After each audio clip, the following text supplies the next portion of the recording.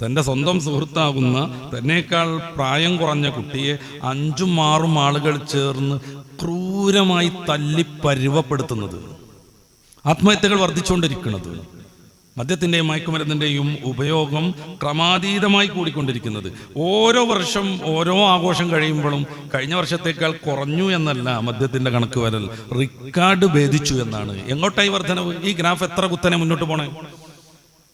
നിങ്ങൾ ശ്രദ്ധിച്ചു കാണും. 333 കോടി രൂപയ്ക്കാണ് ഈ ക്രിസ്തുമസിന് കഴിഞ്ഞ മാസം 25-ാം തീയതി കേരളക്കാരൻ കള്ളുടിച്ചത്.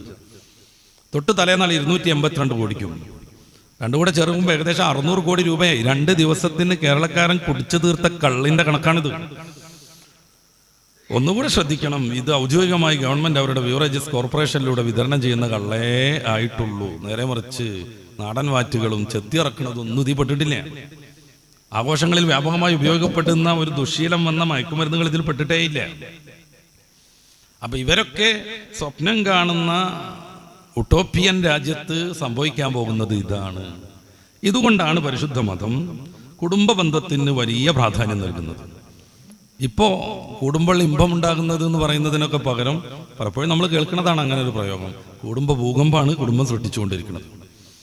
അതിനെതിരെ മനുഷ്യരാശിയെ സ്നേഹിക്കുന്നവർ രംഗത്തിറങ്ങണമെന്നും എന്താണ് കുടുംബം എന്നതിനെക്കുറിച്ച് മക്കൾക്ക് പഠിപ്പിച്ച് നമ്മുടെ സമൂഹത്തിന് പഠിപ്പിച്ച് മാതൃകകളായി ജീവിക്കണമെന്നും എൻ്റെ പ്രിയപ്പെട്ട സഹോദരന്മാർ മനസ്സിലാക്കുക. അല്ലാഹുവിൻ്റെ റസൂൽ സല്ലല്ലാഹു അലൈഹി വസല്ലം നിങ്ങളിൽ ശ്രേഷ്ഠർ ആര് എന്ന് പറയുമ്പോൾ ഖൈറുക്കും ലി അഹ്ലിഹി, കുടുംബത്തിന് ഏറ്റവും ശ്രേഷ്ഠരാരാണോ അവരാണ് നിങ്ങളിൽ ശ്രേഷ്ഠർ എന്നാണ് പറയുന്നത്.